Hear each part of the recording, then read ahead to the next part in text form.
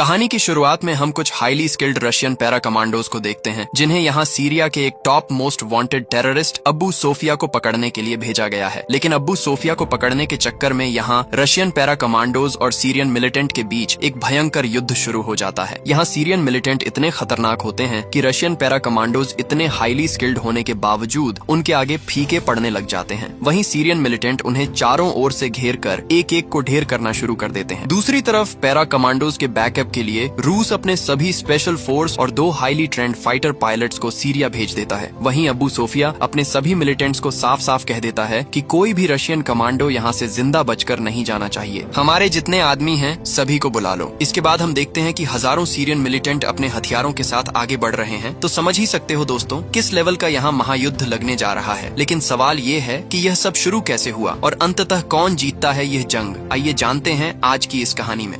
दरअसल ये कुछ दिनों पहले की बात है, जहां हम घने जंगलों के बीचों बीच 2 रशियन मिलिट्री पायलट्स को अपनी जान बचाकर भागते हुए देखते हैं और उनके पीछे उन्हें मारने के लिए सीरियन मिलिटेंट्स लगातार उनका पीछा कर रहे होते हैं। दोनों पायलट्स भाग ही रहे होते हैं कि तभी उनमें से एक का पैर जंगल में लगे एक फ्लेयर से टकरा जाता है, जिससे फ्लेयर एक्टिवेट हो जाता है और आसमान में जा फटता है। ये देख दुश्मनों को तुरंत उनकी लोकेशन का पता चल जाता है और वे लोग उसी डायरेक्शन में उनका पीछा करने लगते हैं। वहीं पायलट्स को भी समझ में आ चुका था कि उनकी लोकेशन अब एक्सपोज हो चुकी है, इसलिए वे तुरंत उल्टे डायरेक्शन में भागना शुरू कर देते हैं। तभी हम उसी एरिया में एक सीरियन स्नाइपर को घात लगाए बैठे हुए देखते हैं। वह स्नाइपर तुरंत दोनों पर शॉट लेना शुरू कर देता है, लेकिन किसी तरह दोनों पायलट्स बच जाते हैं और एक पत्थर के पीछे जा छुपते हैं। वहीं एक पायलट कहता है कि हम दोनों को अलग अलग डायरेक्शन में भागना होगा, नहीं तो ये स्नाइपर यही हमारा गेम बजा देगा। इतना कहते ही वे दोनों अलग अलग निकल जाते हैं। लेकिन कुछ दूर आगे बढ़ते ही उनमें से एक पायलट को सीरियन मिलिटेंट्स घेर लेते हैं और बदकिस्मती से वह वहीं पकड़ा जाता है। लेकिन पायलट यही हार नहीं मानता, वो सीधा ग्रेनेड निकाल लेता है। तभी उनके लीडर को एक कॉल आता है और यहाँ हमें पता चलता है कि उसका साथी भी पकड़ा जा चुका है। वहीं वह सभी को मारकर वहाँ से भागने का कोशिश करता है, लेकिन मिलिटेंट्स उल्टा उसी को पकड़कर अपने कैंप में ले जाता है। इसके बाद हमें पता चलता है कि इतना देर से जो एक्शन चल रहा था, दरअसल यह उनका एक ट्रेनिंग था। कमांडर देखना चाहते थे कि अगर ये पायलट्स कभी सच में ऐसी सिचुएशन में फंस जाएं तो वे कैसे रिएक्ट करेंगे, क्योंकि दोनों ही पायलट्स इस ट्रेनिंग में फेल हो जाते हैं। इसलिए कमांडर उन्हें दोबारा पेट्रोलिंग के लिए भेज देता है।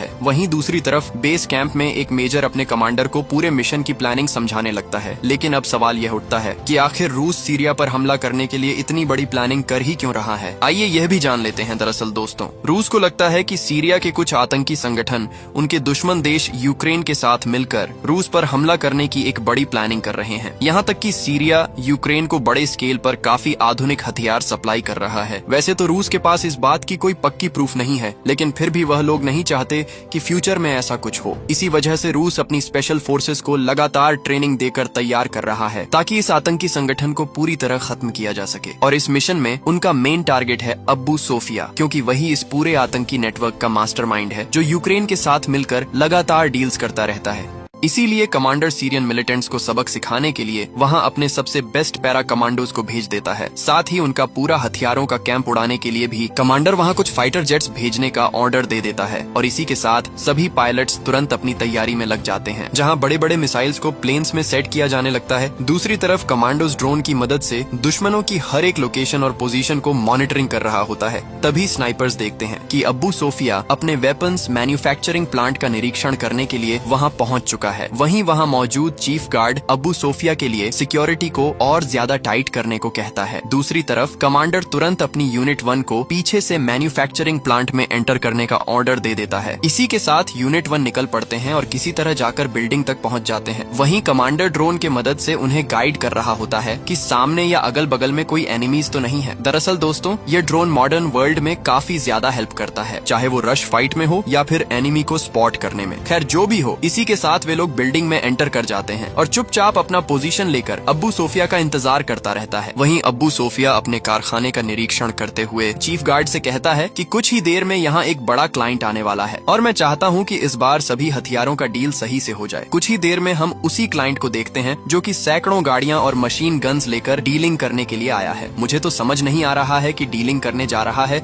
या जंग लड़ने। खैर जो भी हो, ऊपर मौजूद सोल्जर्स उन्हें स्पॉट कर चुके होते हैं। वहीं कमांडर को भी समझ में आ चुका था कि ये साले यहाँ हथियारों का ही डीलिंग करने के लिए आया है। वहीं कमांडर अपने सोल्जर्स से लॉन्चर रेडी करने के लिए कहता है, क्योंकि दोस्तों उनका यूनिट 1 पहले ही बिल्डिंग का अंदर एंटर कर चुके हैं और अब अगर इतना सारा मिलिटेंट बिल्डिंग में एंटर करेगा तो वो लोग जरूर पकड़े जाएंगे। इसलिए कमांडर गाड़ियों पर मिसाइल लॉन्च करने का ऑर्डर दे देता है। इसी के साथ वहाँ एक मिसाइल लॉन्च कर दिया जाता है, जिस वजह से लाइन का सबसे पहला वाला गाड़ी उड़ जाता है। यह देख सभी मिलिटेंट अलर्ट हो जाते हैं और गाड़ियों में ही अपना पोजीशन लेकर काउंटर फायरिंग करना शुरू कर देते हैं। फिर क्या था दोस्तों, यहाँ दोनों ही साइड से एक भयंकर युद्ध शुरू हो जाता है, जहाँ पहाड़ों के ऊपर से स्नाइपर एक एक एनिमीज को पकड़कर डाउन करना शुरू कर देता है। बाकी कमांडोज भी अपने मशीन गन से भयंकर फायरिंग शुरू कर देते हैं। गोलियों का आवाज सुन बिल्डिंग में मौजूद अब्बू सोफिया के गार्ड्स भी अलर्ट हो चुके थे और वे लोग भी निकल पड़ते हैं वन टैप खेलने। दूसरी तरफ नीचे मौजूद मिलिटेंट्स को सही से पोजीशन न मिलने के कारण वे लोग ढेर होते जा रहे थे। ऊपर से सोल्जर्स लगातार मशीन गन्स और लॉन्चर जो भी मिले सब कुछ उनके ऊपर छोड़ रहे थे। कुछ ही देर में वे लोग समझ जाते हैं कि यहाँ से इनका मुकाबला करना इम्पॉसिबल है, इसलिए वहाँ मौजूद लीडर सभी को स्ट्रेटेजी बनाकर ऊपर जाने को कहता है। वहीं ऊपर जाते सोल्जर्स को कवर देने के लिए नीचे मौजूद मिलिटेंट्स भी अब लॉन्चर और मशीन गन छोड़ना शुरू कर देते हैं। दूसरी तरफ हम अंदर अब्बू सोफिया को देखते हैं, जिन्हें गार्ड्स पीछे के दरवाजे से बाहर निकाल रहे थे। तभी अंदर मौजूद पैरा कमांडोज उन पर अचानक हमला कर देते हैं और सभी गार्ड्स को एक ही झटके में ढेर कर देते हैं और वे लोग जल्दी से अब्बू सोफिया को बोरी में डालकर बांध देते हैं। लेकिन तभी और गार्ड्स आ पहुंचते हैं और उन पर जोरदार फायरिंग शुरू कर देते हैं। लेकिन कुछ ही देर में कमांडोज सिचुएशन को संभाल लेते हैं और मौका देखकर वहां से तुरंत निकल पड़ते हैं। दूसरी तरफ बाकी आतंकियों तक भी यह खबर पहुंच चुका था कि रशियन सोल्जर्स अब्बू सोफिया को उठा ले गए। फिर क्या था दोस्तों, सभी तक यह खबर पहुंचते ही सैकड़ों मिलिटेंट्स पहाड़ में चढ़ना शुरू कर देता है। ऊपर से सोल्जर्स उन्हें रोकने की हर मुमकिन कोशिश करने लगते हैं, लेकिन मिलिटेंट्स लगातार आगे बढ़ते ही जा रहे थे। दूसरी साइड ऊपर मौजूद 2 सोल्जर नीचे रस्सी फेंक देता है ताकि नीचे मौजूद सोल्जर रस्सी के सहारे ऊपर आ जाए। उसी रस्सी के सहारे एक सोल्जर अब्बू सोफिया को लेकर तुरंत ऊपर चढ़ने लगता है। वहीं ऊपर से भी सोल्जर रस्सी को पूरा दम लगाकर खींचने लगता है। बाकी सोल्जर्स भी उन्हें लगातार कवर दे रहे थे, लेकिन जैसे ही सोल्जर ऊपर पहुंचने ही वाला होता है तभी दुश्मनों की कुछ गोलियां आकर उस सोल्जर को लग जाती हैं। वहीं कमांडर देखता है कि दुश्मन लगातार ऊपर चढ़ते ही जा रहे हैं। अगर वे लोग यहीं रुककर लड़ते रहे तो वे सभी मारे जाएंगे। इसलिए कमांडर तुरंत अपने सोल्जर्स को वहां से निकलने का ऑर्डर दे देता है और आखिरकार रशियन सोल्जर्स का यह मिशन फेल हो जाता है। हालात को देखते हुए उन्हें अपने सभी घायल सोल्जर्स को भी वहीं छोड़कर जाना पड़ता है। लेकिन खेल यहीं खत्म नहीं हो जाता। रशियन पायलट्स अभी उनका पूरा हथियारों का बेस कैंप में स्ट्राइक मारने के लिए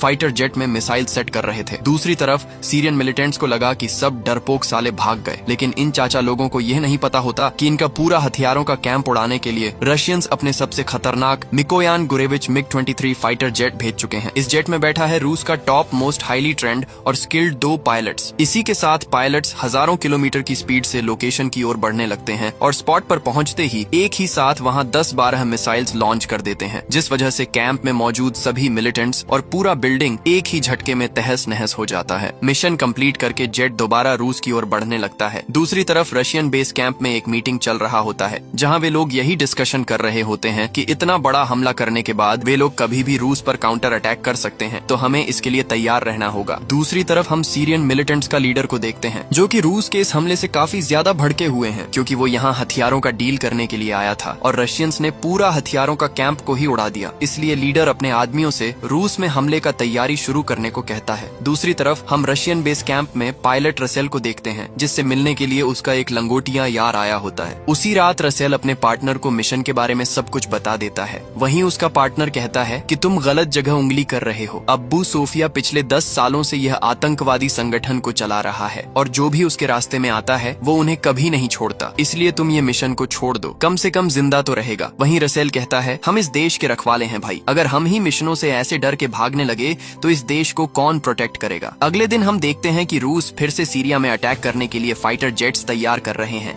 इसी के साथ वहां से एक फाइटर जेट को रवाना कर दिया जाता है। दूसरी तरफ सीरियन मिलिटेंट्स को भी मिसाइल और आयरन डोम ट्रक लेकर रूस की ओर रवाना कर दिया जाता है। लेकिन जब Syrian militants Russian border cross कर रहे थे, उसी स्पॉट पर कुछ रशियन सोल्जर्स स्नाइपर लेकर घात लगाए बैठे हुए थे, जो दुश्मनों की हर एक मूवमेंट को बेस तक पहुंचा रहे थे। दूसरी तरफ दोनों फाइटर प्लेन्स भी सीरियन बॉर्डर क्रॉस कर चुके थे, लेकिन तभी वहां मौजूद एक बुजुर्ग रशियन प्लेन्स को देख लेता है और यह जानकारी तुरंत अब्बू सोफिया के आदमियों तक भेज देता है। ये खबर सुनते ही लीडर तुरंत सभी गाड़ियों को रोक देता है और बाहर निकलकर अपने लोगों से कहता है कि हम जा रहे थे उन्हें मारने, और सालों ने हम ही लोगों को मारने के लिए 2 फाइटर जेट भेज दिया है। आने दो सालों को, हवा में ही मार गिराएंगे। तुम लोग ट्रक को आगे ले जाओ और मिसाइल्स रेडी करो। इसी के साथ वह अपनी दोनों गाड़ियों को आगे भेज देता है और खुद बैकअप के लिए वहीं रुक जाता है। दूसरी तरफ वहां मौजूद पैरा कमांडोज यह जानकारी पायलट्स तक भेजते हुए कहता है कि दुश्मनों के 2 मिसाइल ट्रक आगे बढ़ रहे हैं। अगर ट्रक को उड़ा दिया तो वे लोग हवा में मिसाइल लॉन्च नहीं कर पाएंगे। ये सुनते ही पायलट्स तुरंत स्पॉट में आकर उनके दोनों ट्रकों पर मिसाइल लॉन्च कर देते हैं, जिस वजह से दोनों ट्रक्स एक ही झटके में तबाह हो जाते हैं। लेकिन तभी पायलट्स देखते हैं कि पीछे दुश्मनों का एक फाइटर जेट उनका पीछा कर रहा है। ये देख दोनों रशियन पायलट्स अपने प्लेन को तुरंत तेजी से आगे बढ़ाने लग जाते हैं, लेकिन तभी दुश्मन उनके प्लेन पर 2 मिसाइल लॉन्च कर देता है। मिसाइल्स को आते देख रशियन पायलट्स प्लेन को 360 डिग्री में घुमाते हुए पीछे फ्लेयर्स छोड़ने लग जाते हैं, जिस वजह से पहले मिसाइल से तो वे लोग बच जाते हैं, लेकिन दूसरा सीधा आकर प्लेन के विंग्स को डैमेज कर देता है। प्लेन डैमेज होने के बावजूद वे दोनों उसे उड़ाने की हर मुमकिन कोशिश करते रहते हैं, लेकिन जब दोनों देखते हैं कि हालत बिगड़ती जा रही है तो वे दोनों कंट्रोल छोड़ देते हैं और अपनी सीट को इजेक्ट करके पैराशूट खोल लेते हैं। लेकिन नीचे भी मिलिटेंट्स पीछा करते करते स्पॉट में पहुंच जाते हैं और उन दोनों पर भयंकर गोलाबारी शुरू कर देते हैं, जिस वजह से एक पायलट को हवा में ही कुछ गोलियां लग जाती हैं और वो बेचारा हवा में ही शहीद हो जाता है। वहीं दूसरा पायलट किसी तरह बच निकलता है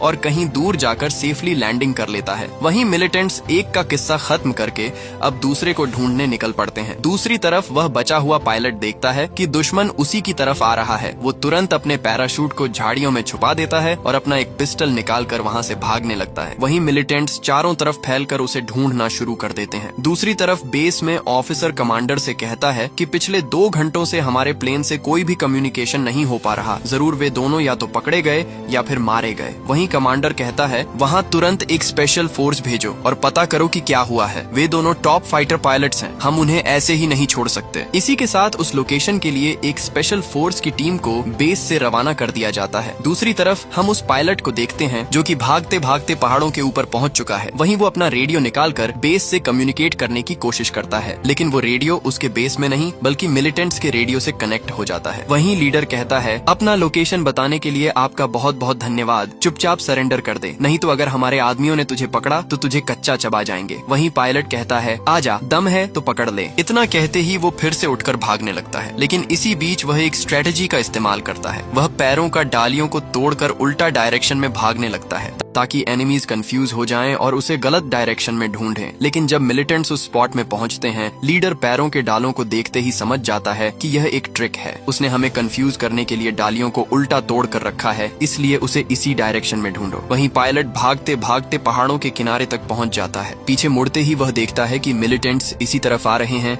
इसलिए वह तुरंत पहाड़ों के नीचे जाकर छुप जाता है। तभी मिलिटेंट्स भी वहां पहुंच जाते हैं और उसे चारों तरफ ढूंढने लगते हैं। वही पायलट का तो डर के मारे हालत खराब हो चुका था, लेकिन तभी मौके पर वहां रशियन मिलिट्री के 2 हेलीकॉप्टर आ पहुंचते हैं और मिलिटेंट्स पर भयंकर फायरिंग शुरू कर देते हैं। और वहीं नीचे से भी मिलिटेंट सोल्जर्स पर काउंटर अटैक करने लगते हैं। यही मौका देख पायलट वहां से तुरंत निकल पड़ता है, लेकिन वहां मौजूद एक मिलिटेंट उसे देख लेता है और उस पर गोलियां बरसाना शुरू कर देता है। तभी उनका एक बुलेट आकर सीधा उसके पैर में लग जाता है, लेकिन वह फिर भी वहां से उठकर आगे बढ़ने लगता है। वहीं पीछे मिलिटेंट्स जंगलों में फैलकर उसे चारों तरफ ढूंढने लगते हैं। कुछ ही देर में हेलीकॉप्टर फिर से स्पॉट में घूमकर आता है और जैसे ही हेलीकॉप्टर पायलट को रेस्क्यू करने के लिए नीचे लैंडिंग करता है, तभी वहां सैकड़ों मिलिटेंट्स आ पहुंचते हैं और उन पर भयानक लेवल की गोलाबारी शुरू कर देते हैं। वहीं सोल्जर्स भी उन्हें मार गिराने की हर मुमकिन कोशिश करने लगते हैं, लेकिन मिलिटेंट्स तादाद में ज्यादा और सोल्जर्स को सही से कवर न मिलने के कारण सभी रशियन सोल्जर्स वहीं शहीद हो जाते हैं। ऊपर से जो हेलीकॉप्टर सोल्जर्स को कवर दे रहा था, वे लोग भी सिचुएशन को देखते हुए वहां से निकलने में मजबूर हो जाते हैं। इसके बाद जैसे ही रशियन सोल्जर्स के शहीद होने की खबर मेजर एडमिरल तक पहुंचती है, एडमिरल अपना सबसे खतरनाक फैसला लेता है, जहां वे अपने सभी स्पेशल फोर्सेज और पैरा कमांडोज को सीरियन मिलिटेंट्स को खत्म करने के लिए भेजने का ऑर्डर देता है। फिर क्या था दोस्तों, इसी के साथ उस लोकेशन में रूस का टॉप पैरा कमांडोज को भेज दिया जाता है।